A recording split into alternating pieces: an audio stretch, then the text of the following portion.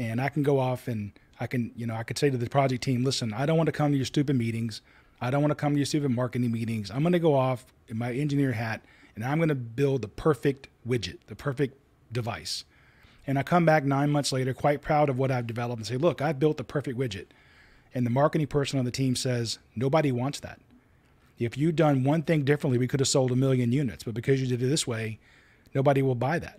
So what we have to do is work in a collaborative way.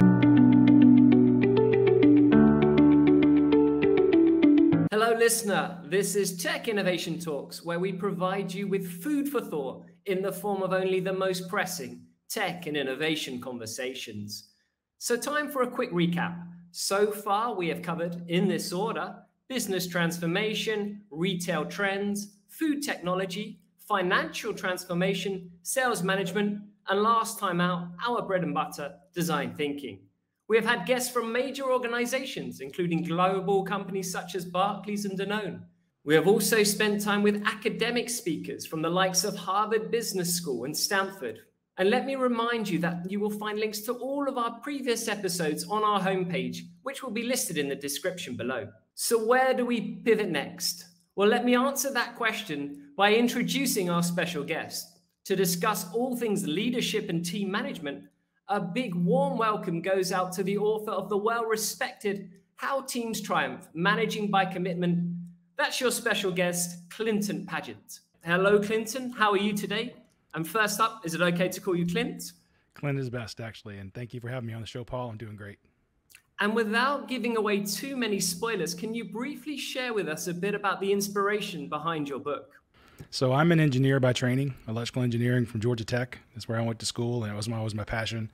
And what I kind of figured out long time ago was that the math side of the brain and the ability to do well with teams doesn't always coincide very well. So you have guys that are super good at math and maybe not people skills.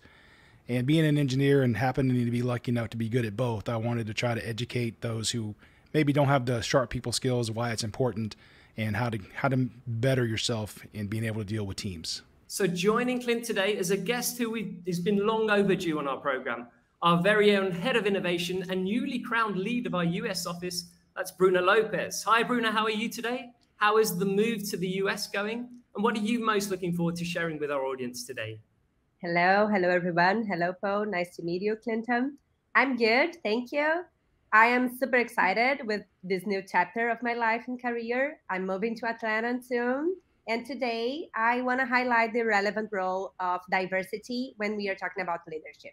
Great stuff. Okay, so let me start things off by doing a bit of a tradition here at Tech Innovation Talks, which is to talk about a few of the trends from our specialist topic area. So I'll ask you both, if it's okay, to potentially share a couple of trends from the worlds of leadership and management. But before we go there, Clint, I just wanted to go over a couple of things in your background. I was intrigued to read that you spent 6 years in the Navy. From a leadership perspective, what were the things that you took away from your time in the armed forces, whether they be positive or negative? And how have they shaped your vision of business management? Well, first of all, being an Atlantan myself, welcome to Atlanta, Bruna. Let me be the first to welcome you to the great city of Atlanta, Georgia. And secondly, I think that being in the Navy, I went in at 18 right out of high school. So before I went to college, and basically let you make mistakes and then make sure you never do that again because they're quite painful. I learned some great things about what not to do, how not to treat people, especially people above me in pay grade. I learned some really valuable, painful lessons that way. So when I got out and got into the real world, as we call it, I made sure I didn't make those mistakes and it didn't hinder my career. Because if I'd made those as a 24-year-old right out of college, it may have had ramifications that I didn't see, thankfully. You also learn to deal with adversity. In the Navy, at least, you're at sea for 6-7 months at a time, and it's 12 on, 12 off. You work 12-hour shifts, and it's 7 days a week because there's nowhere else to go, nothing else to do. So it helps you build a work ethic because you have to work hard. And that really translated well when I went to the business world. And actually, when I went to college, I'm not the smartest guy in the room, but you're not going to outwork me. And so I did really well at Georgia Tech, even though the people around me probably had better IQs or smart, bigger IQs. But I opened and closed a library every single day, and you were not going to work harder than me. And those are things I think I really picked up when I was in the Navy. Bruna, unless you were also in the Navy, maybe I'm going to ask you for a couple of trends from within the leadership and team management area? Yes, I chose 3 trends today. First of all, well-being and team reconnection. Then I can talk a little about diversity and inclusion, and also leading multiple generations. So the first one, I want to mention that the need for rebuilding team connection. It's time to re-engage with our teams and look after their well-being after everything that we've gone through, after COVID and after the remote work. I think now people are looking for more connection and personal relationships, and not only personal but also in the professional layer. So for me, it is important to maybe to share that a leader's ability to create with the team a shared purpose, offer empathy, show and embrace vulnerability. I believe it is essential to team engagement and to build a strong company culture after all that we have been through. Then I think when we are talking about diversity and inclusion, I don't think it is a trend. It is a must-have, but I think the importance of embracing diversity and prioritizing it at the leadership level help the companies and help the teams to flourish and reach their potentials. So I think those 2 are important trends today. And I just want to mention one more related to learning to lead multiple generations. Today in the companies, we are facing a multi-generational workforce. So with different values, different work styles. So how can we manage everything together in the same place with different people with different background? And I think the bottom line here, we are every time talking about respect. So I think those are the 3 trends that I think it's important to share today. Clint, when I took a look at your book, one of the themes in your book is that conversation, not communication, needs to occur within teams. Can you kind of break that down for our listeners and explain where maybe some teams are making mistakes in this area? Where are leaders making mistakes with this? There's one of my favorite quotes is by George Bernard Shaw, and the quote is, "The single biggest problem with communication is the illusion that it has taken place." And when I was researching the book, I thought conversation and communication were interchangeable terms, and it turns out they're not. The definition of communication is the expression of a thought or an idea, where conversation is an actual dialogue where you share ideas and get feedback. And when you just communicate through email or text messages or posting something on Slack or Jira, it's a one-way communication that can be misinterpreted by the recipient. I mean, how many times have you sent an email to someone who was having a bad day and they interpreted it in a way you never intended? You didn't mean for it to come across as something irritable to them, but it clearly did. Whereas if you have a conversation, you can understand that person is receiving it in a way that you did not intend, and you can shift the conversation so that they feel safe and protected, and you don't get down this rabbit hole. So I think, and this really goes more when we start, it's always been an issue, but when you start working in a virtual world where everything is remote, that's even tougher, because now human beings, I think in general, like to be in their silos. They like to be around people like themselves who understand their jokes, the way they think. And so we tend to silo ourselves, and we don't like to interact with other people that are different all the time. And when you have all these asynchronous conversations, which is just one off, here's another example. So I'm on a project team, for instance, and I have a lot of things on my plate to get done. Well, what I want to do is tick off as many boxes as I possibly can. So one way to tick off a box, check the box, is if I email you saying it's done. And then I'm happy because I checked the box, I can go on to the next thing. What I probably don't want to do is pick up the phone, call you, or go down the hallway and speak to you and say, hey, here's what I did. Is this what you wanted? Because you might say, no, that's not it. Now, not only is my box not checked, I have something else on my to-do list, which I don't want. So I think we tend to fall back on these one-way communications in the hope that it's off my list and I'm done now, whereas we need to have conversations. I don't know if you guys play this in Brazil, but in the U.S., we had a game called Telephone. And what would happen is you'd be 4 or 5 kids, and the first kid would whisper a secret to the second kid, who then would whisper to the next kid on down the line. And of course, the fun of the game is what the 5th kid said was nothing remotely close to what the first person whispered. Right? And that's the fun of the game. But the issue here is they were communicating one to the other, one to the next, communicating the message. That next person interpreted the message through their life experiences, through their biases, through the day they were having, through the way they defined terminology, and then converted the message and told the next person who also heard it through their filters and their biases. So it's really no surprise that the message got mangled from person 1 to person 5. We see that in the business world as well when we do things asynchronously. When we just email stuff and then it gets interpreted. So what we need to do is have a conversation. When the first person tells the second person the secret, the second person should be able to turn around to the first person and say, well, what does that mean? When you say go left, do you mean go left right now or go left at the McDonald's 2 blocks up? What does this word mean to you? And now you're getting clarifying questions answered. So now the message is much more consistent with what was intended, and what you get out of the last person will be very close to what the first person actually said. And that, to me, that is the difference between communication and conversation. So you've nicely broke that down there, but what can leaders do to make sure that the right sort of communication is taking place? I think you should. Asynchronous communication is an adjunct to me. It's not the only way. It's not the way I go to first. I want to have a conversation either through the phone, through face-to-face conversations, through Zoom, video, whatever I can do, where I can have that dialogue, and then I can follow up with a text message. Hey, understood, got this, made the reservation. Customer wants to see ABC. Then we can add on to the dialogue or conversation with these asynchronous ways of post and Slack and Jira and text messages, et cetera. But I think you have to make your main channel, the predominant one, be conversation-based. Fantastic. I think we'll jump back in on that in a minute. But Bruna, from a general leadership perspective, I'd love to get your thoughts on what sort of leadership style you prefer. Is there a style that you particularly like to implement? I mean, are you a super micromanager, or do you prefer a more relaxed approach? Yes, great question.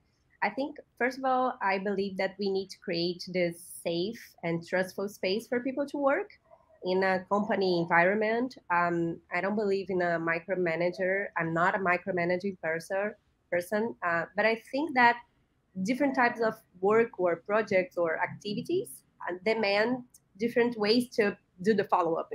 Sometimes, as Clint just mentioned, I believe that the face-to-face or the telephone, the ways that we can interact in a better way with people, I truly believe it is the best way to guarantee and to ensure clear instruction, for example, or the ensure that the other person in the other side really understand the message that you want to go through. Otherwise, you will have a lot of rework, redesign, or doing things in a repetitive way. And I think that in a sense of how can we do it, or the kind of methodologies or the approach that I prefer, actually nowadays here at NJV, we are looking forward to work with agile methods, not in the strict way, but I think the agile methods help us to establish clear instructions, to promote this moment of keep in touch with the team, ensure that the workload is realistic. And I think being able to have an honest conversation and understand the individual's reality is my way of leadership. We are not talking about, oh, you need to do that in this way with this methodology. I think we need to create this safe space for people to exchange information. Sometimes on this podcast, I feel like everything's a little bit too happy and light. What I'm going to ask you both to do now is kind of show your nasty sides. Can you throw out a couple of things that you hate leaders doing? A couple of things that maybe you've seen over the years that you just straight away have had red flags raised. Can I start you on that, Clint? Sure, absolutely. One of mine is going to kind of tie into what Bruna was saying, and that is the shoot the messenger approach, where you create an environment, unlike Bruna was advocating for, which is a safe environment. You create an environment where if somebody comes to you with bad news, you shoot the messenger. And the issue is we know that in real life business world and in projects which I work on, there are always going to be problems. Always. If there's not a problem, then you're not doing the work. And I'm okay with problems. What I'm not okay with is a problem that this individual has known about for months, and I'm just finding out about today because they hoped it went away. They hoped some miracle would occur. But even in that situation, if I shoot the messenger, then what that person is going to know is he or she can never tell me the truth again. They're going to hide it to the very last second. So I think that really sets you up in a bad way. You want to create an environment where the truth is acceptable and welcomed, even if the truth is bad news. The other one is where you mandate. Another one of my pet peeves is where the boss mandates the duration of a task or the sequence of events as if he or she knows better than the person doing the actual work. And we all know that the higher you rise in an organization, the easier the work down below looks because you're not actually doing it, right? Somebody 3 levels down is doing the work. And sometimes I think as leaders, we might lose sight of that fact that the work is not easy to do. It is complicated and complex and time consuming and tedious. And therefore the people doing the work should be the ones figuring out what order it should be done in, what the durations ought to be, because at the end of the day, that person knows the other projects they're working on. That person knows when they can stay late and when they can't because of their boss or because they have family issues. They got to go home, pick up the kids, take them to soccer practice, you know what these things are. So those are kind of 2 of mine. Yeah, it sounds like a lot of that comes down to trust and having that right sort of culture where there's trust. Anything that you want to complain about, Bruna? Here's your chance to fire out a few. I don't know if it is a complaining, but I also don't like when people jump into conclusion and don't give space to people to collaborate, to give them impressions, to bring their perspectives. So I just believe in a multicultural and also in a way that we can work with a collaborative workspace. So I also don't like when people jump into conclusion and don't give the team space to share their insights and to share their thoughts. Yeah, my big one is when the specialist isn't allowed to be a specialist, when a senior person jumps in above the specialist and makes a decision that surely isn't their decision to make. But moving on, we've kind of touched on this already a little bit, Clint, but I'm thinking now about remote versus face-to-face. Can you kind of talk us through, and I know this is a topic that also is in your book, can you kind of talk us through some of the strengths and the weaknesses for both? Now, I just assume that you're going to fire off a bunch of complaints about the working remotely, but I'm sure that that's not the case. That there surely have been some benefits. I know that a lot of time can be saved, for example. I think as in all things in life, there's no 100% way. There's always going to be a blend. I am clearly in the camp of, I believe, face-to-face for project planning work and working on projects as a team is superior. However, there are certainly benefits to being remote. There's the time savings of not having to drive into the office every day. And in Sao Paulo, that can be quite a long drive, right? So, and I know it was in Rio. So, and here in the U.S., of course, we have the same challenges. I just got back from Paris. Traffic was definitely a problem in Paris going to work every day. And, you know, I'll be honest, for two years, I didn't travel at all. So I got the benefit of being home with my family for 2 years, which is, I probably haven't been home 2 years in 10 if I added it all together. So, I mean, I spent so much time on the road, and I think not having to travel was really a blessing in that regard, and being able to see my kids more often, my family more often. So that was beneficial. There's the increased productivity on the front end that you get because people aren't having to drive in. So they're more willing to work. But the problem is, the downside of that is it's hard to cut it off, right? All of a sudden, the 6 o'clock go home is kind of grayed out now because you're already home. So, you know, now you're taking calls at 7 or 8, and now you're working on a project till 1 or 2 in the morning. So I think there are some benefits to both. I think for planning, the original planning where we actually come together in a room for 2 or 3 days, or in my case on the Olympics, maybe it's 3 weeks, we all get together and we plan in a collaborative way. We have these hard conversations. We force ourselves out of our silos to work side by side with our colleagues. We come away with a much deeper understanding of the project, how it all fits together, who's doing what are the challenges, we understand each other better. And then really the rest of the project, the next 10, 12, 14, 18 months can be done remotely, as long as we establish that bond up front by having the collaboration where we get to know each other on a more deeper level, not only individually, but on the project as well. Bruna, from your innovation head of MJV perspective, can you talk a little bit about some of the projects that you've run and how there's been some challenges and strengths with regards to remote working? We have done projects remotely before, but on a smaller scale, maybe. I think it was a process for everyone, not only in terms of work, but talking about life, the house as their workspace and the relationship in that space, as Clint was mentioning. At MJV, we were pretty surprised at how fast it was to adapt to being 100% remote. But of course, there are a lot of challenges. First of all, our process is not the same. It's different from our clients, and we are a consultancy, so we need to work together with a partner. So, and big part of the innovation work, it's collaborative. So it was necessary to find and adapt formats to ensure exchange between people inside and outside the company. So we started to use real-time collaborative platforms and understand what kind of technology we could leverage.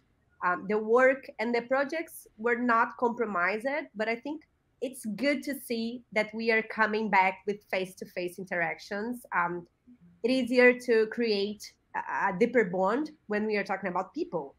So I think we can handle the remote work, but I think that we have a lot of benefits from the face-to-face interactions when we are talking about the innovation process. You know, one of the things we find when you're working face-to-face or in a face-to-face environment, you have some incredible conversations that take place because you bumped into somebody at the coffee machine or on the way to lunch.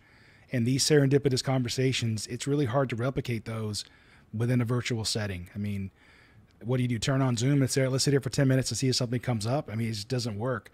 Whereas you get sometimes it's just, I get to know you better. I get to know, oh, you're moving to Atlanta, you have kids, I have kids, we can it's just a deeper connection individually. But sometimes you'll get a nugget from one of your colleagues that actually helps you solve a problem in your project. And it came up only because you bumped into them in the hallway. So I think that's so much more powerful when you do have the ability to get face to face, at least sometimes. I'd like you to get a little bit technical now, if I may, and kind of explain what you mean by cross-functional and how it can be, why you recommend it so much with regards to teamwork. So being an engineer myself, I can put my engineering hat on and I can go off and I could say to the project team, listen, I don't want to come to your stupid meetings. I don't want to come to your stupid marketing meetings. I'm going to go off in my engineer hat and I'm going to build the perfect widget, the perfect device. And I come back 9 months later, quite proud of what I've developed and say, look, I've built the perfect widget. And the marketing person on the team says, nobody wants that.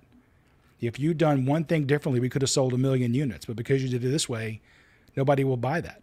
So what we have to do is work in a collaborative way. I want the engineers and the marketing folks who by the way, don't speak each other's language. I teach a lot of classes, and this is a real thing I see all the time. There might be 50 people in the room from the same company, and all the engineers will sit together. Why? Because they all speak the same language. They all think the same jokes are funny. They all took calculus in college. They have that shared pain, and so they get each other. So they like sitting around each other, and then all the IT people sit together, and they don't mind sitting close to the engineers because they're both kind of technically focused. But boy, both groups want to sit as far away as possible from the marketing group. And the reason is because they don't speak marketing. And the marketing people are, I'll be a bit stereotypical, but there's a grain of truth in this. The marketing people are put off by the engineers because they see them as being too detailed, too in the weeds. And the engineers look at the marketing people and say, well, you're just too big picture. You're too strategy this and strategy that. But at the end of the day, if you're in a company that's a for-profit company, if marketing is selling stuff you can't build as an engineering team, you're not going to make money. And if you're building things marketing can't sell, you're not going to make money. So you have to build your project plans or your take on your projects in a collaborative, cross-functional way. So if there are legal contracts involved, it's probably a good idea to have somebody on the team that could speak about the legal issues. If there's going to be hiring of new people involved, you probably want somebody on the team from HR that could talk about job descriptions, background checks, all those kind of things, because I don't care how smart you are, there's no way you're the expert in every single piece of all the things that go on a project. So we really believe in cross-functional teams where you have marketing, engineering, IT, legal, HR all work together to plan their project. To play devil's advocate with that, Clint, from a perspective of maybe, let's say I'm a really tech-savvy guy, which unfortunately I'm not.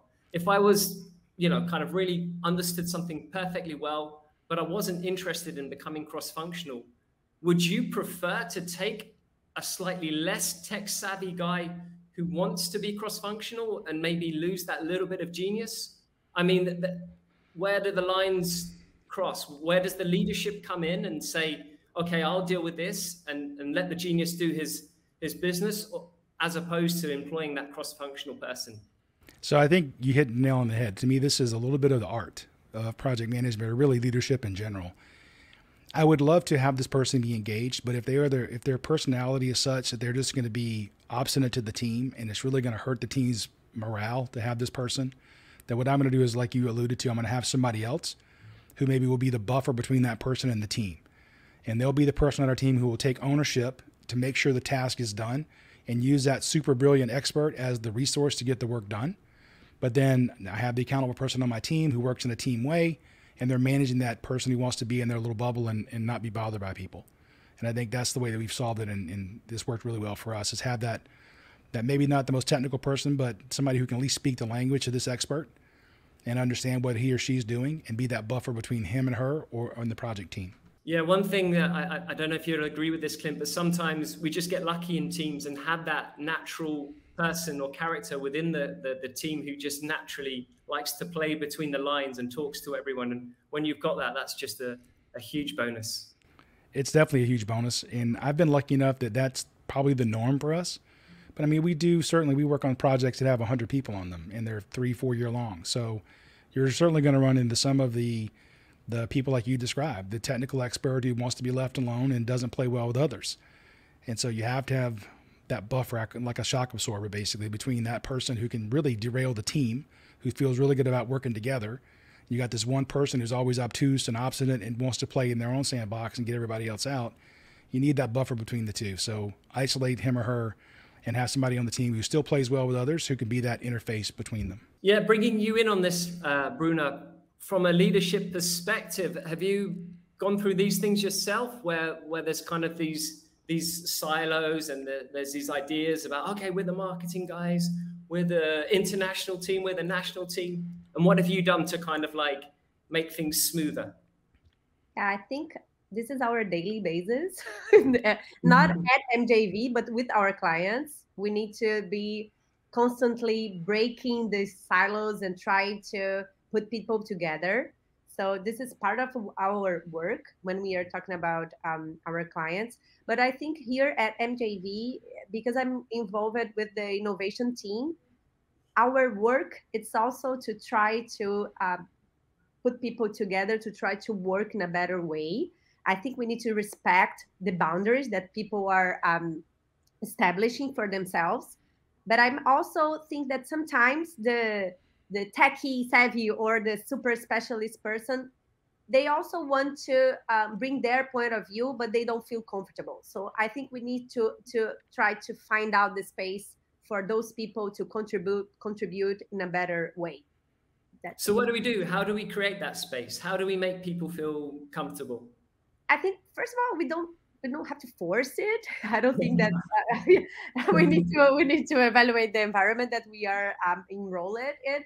But I think sometimes for us, for example, when we created a common challenge, or when we are trying to define and find out a solution for the company in a common challenge here, I think it is the best way to try to put people together, to thinking about in the same, it is the same challenge, but with different point of views. So this is the type of environment that we can try to create here.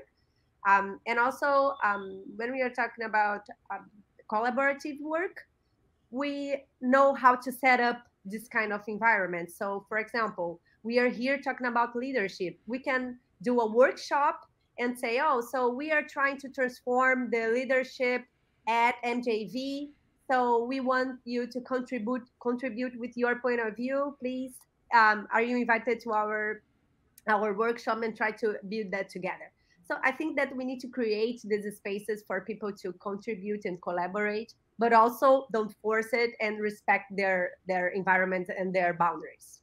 Yeah, I guess there's a lot of lip service involved in these topics. So we have to make sure that there is actual things taking place. Bruna, continuing on this sort of building a nice culture and a good environment to work in, I want to bring you in on diversity. How can we create the right environment for people to feel comfortable? Kind of goes a little bit on what you've just been saying, but can you talk a little bit more about diversity here? Yeah, sure. I think, first of all, I am a creative person, with a design background. So I'm a true believer in the power of diversity. I see on my daily basis how different cultures and backgrounds can provide a wide range of perspective and enrich discussions.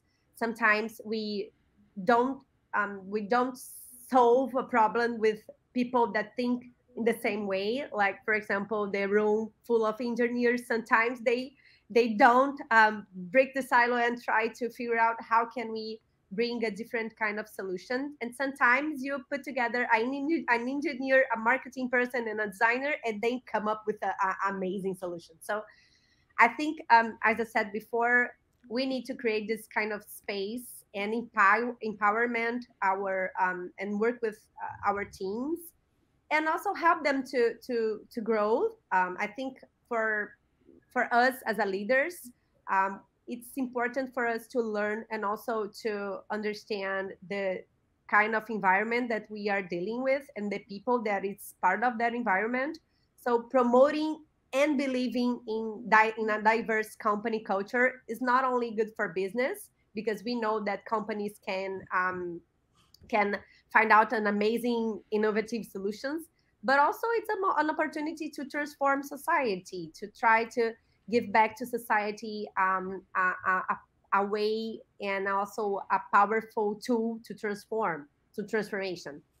So I don't know, I think we need to try to understand how can we break silos and how can we try to put people in the same room and have nice and rich conversation, and also trying to build this different kind of culture inside the companies. Yeah, Clint, when Bruna was talking about societal uh, and creating a better society, I started to think about some of the things that have happened in the world recently and what's going on in the US with regards to diversity, and how there's real race relation problems, and the whole sort of last few years on Trump, etc. Obviously, I don't want you to get too political, but from your perspective, what needs to be done with regards to diversity and making people from different backgrounds feel comfortable within the company? I think Bruna was hitting on it. You have to, and I think you actually mentioned it as well. You can't just give lip service. To me, it's don't ask my opinion if you're just going to ignore it. Better you don't ask it at all. At least then I think maybe you do care. But if you ask my opinion and don't listen, then you clearly have shown me you don't really care about what I think. And, I think if I look about the whole political regime and everything else that goes on, to me, it comes down to having a conversation again, and we don't have those today. That to me is what the problem is. People dig their position, they dig their foxhole. I'm on the left, I'm on the right, whatever it is. And your foxhole, you believe 100% you're right. And if you never actually listen to the other side's perspective of what they're experiencing, what they're living through, and if you surround yourself, by the way, with all your friends and your media sources you watch are all reinforcing your thought process and your belief systems, then you're never going to change your mind. And I think that's the problem. We dig our foxholes and we hurl, epithets back and forth at each other across the fence, and we never really listen to the other person. I have people on my social media that 100% I disagree with, but I don't block them because I need to hear that side of the story. I need to understand that there are people who feel that way, and sometimes they change my mind. Sometimes I'm like, I never thought of that. I never saw it from that way before. But if we have a saying, I'm sure every country does, you have 2 ears and 1 mouth. You should use them in that ratio, meaning you should listen more than you talk. And I don't think we do enough listening. Everybody talks. And if I do ask you a question, it's called boomer asking, where basically I'm only asking you the question so I get the ball back on my court so I can play with it some more, right? And I think fundamentally that's one of the issues we have. And if we wanted to break this cycle, we have to start listening to the other side. You don't have to agree. You're probably not going to agree, but at least you have to listen to the other side, respect that they have their opinion and their own life experiences that reinforce those opinions, and understand that at least now I know what your position is and why you think that way. Maybe we'll someday meet in the middle, but at least now I recognize you as a human being and I value you. It doesn't take a rocket scientist to explain that over the last few years, the world's been a very unusual and dramatically unpredictable place to live in. From a leadership and team management, what can we do to prepare for the unknown? Bruna, have you got any tricks up your sleeve? I think that we need to create space for dialogue, promote real conversation, and try to bring this trustful relationship to inside the company, inside the environment that we are. facing. And also, I think that we need to help people to learn how to deal with new challenges, and also help them to face this kind of challenge better as a team, as a company, as a culture. So I think that's it. I don't think that we have a magic formula here. What about you, Clint? Anything that you can add on preparing for the future? Well, funny you should ask. There's actually a section in the book called Preparing for Unknown Unknowns and Known Unknowns. Right? The things you know you don't know, you can kind of plan for. We know that in innovation projects, the first thing we do probably isn't going to work. So we need to plan in for the second and third pass, the second or third iteration. So that's planning for a known unknown. We don't know how bad it's going to break or how many passes we'll need, but we know we need some. And there are the unknown unknowns, like a pandemic, like in fact, at the beginning of a project, somebody on your team is going to get sick. You just don't know who, when, and for how long. So you can't really prepare for that in advance. What that tells us, though, is your plan has to be agile and you have to be able to modify it on the fly. So if I know that we plan the work the way we want to do it and then real life happens, the analogy that I like to use is if you want to climb a mountain. If you want to go from the peak, from the base all the way up, make your ascent to the peak, and let's say you're climbing the west face of K2, it's a really challenging climb, you're probably going to have a plan. But your plan probably doesn't survive very long before it needs to change. And you don't give up on your goal of making the ascent to the top. You just change the path you're going to go to get there. And so and this is the really frustrating thing about doing project work or climbing a mountain, is you spent 2 hours going up one path and realize it's not going to work. You've got to go back down, go over and climb up a different way. And you feel like you wasted all that time. But you have to have your plan to be able to modify it on the fly. So we know that plans are not cast in stone or concrete.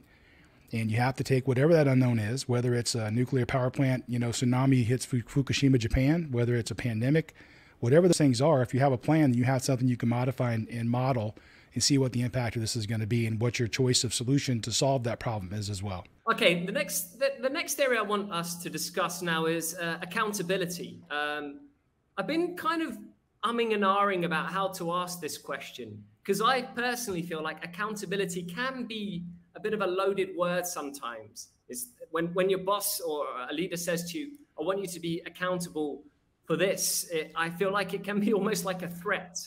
What do you both think about that? What do you think about the word accountability in general? And how can it be used in a positive way to ensure there's a good culture within a team? Clint, can I start you on that? Of course, absolutely. So I respect your opinion there about, if my boss came to me and said, I want you to be accountable, I think there's a bullseye on my back now, right? So he's basically handed off responsibility and deniability to me, and it's up to me to make it happen. But when I talk about accountability, what I'm really talking about, most of the world today in project work, which is my background, is a matrix organization. Long gone are the days where the project manager owned the people on her or his team. They got to fire and hire and get pay raises. Usually now what it is those individuals report to their functional manager for job reviews, pay raises, etc. And they're dotted line to a project or probably 7 projects. So as a project manager, I don't own the people on my team. I can't make them do the work. Not only that, but I'm competing for their time with others. So the only way that I have to be successful in that scenario is if the individuals hold themselves accountable. And what I mean by that is, it's kind of what we've been talking about so far. We want to collaborate. So some of our mantras in the process we follow is you must be in the room for an activity to be assigned to you. You can't be, people are saying, I'm afraid to leave the room because my name gets assigned to everything. Well, in my world, if you leave the room, your name cannot be assigned. You have to be in the room, because if you're not in the room, how can you be held accountable for something you didn't even know you've been assigned to do?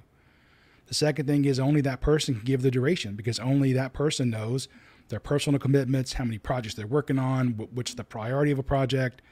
So by doing these things, by giving people the ability to say, it's my task and I own it, I'm going to need 3 weeks to do it, and I can't start it until I get this from Paul, this from Bruna. Then I can start my task and it'll take me 3 weeks. And I'm working on other things in the meantime as well. Then that person is now accountable. They've taken responsibility to the rest of the team to make sure that work is done by that date, provided all the other things are met, that they get the work from Paul, they get the information from Bruna, then they can go do it. So when I talk about accountability, that's really what I'm talking about. It's self-accountability. It's holding myself accountable to delivering to my teammates, people that I'm connected with on the project that I don't want to let down. And that's how I look at it. So there I see the two nuances. One is the boss assigns me accountability, and now I got a bullseye on my back. But here in my world, we're talking about holding each other accountable through self-accountability. And I think going back to what you brought up with the accountability, positive versus negative aspects, there's an illustration in the book that I had drawn for this that I think really characterizes that quite well. In the first panel, there's the boss or the project manager who's got the whip and then has the carrot on a stick that you might put in front of a mule to get the mule to move forward.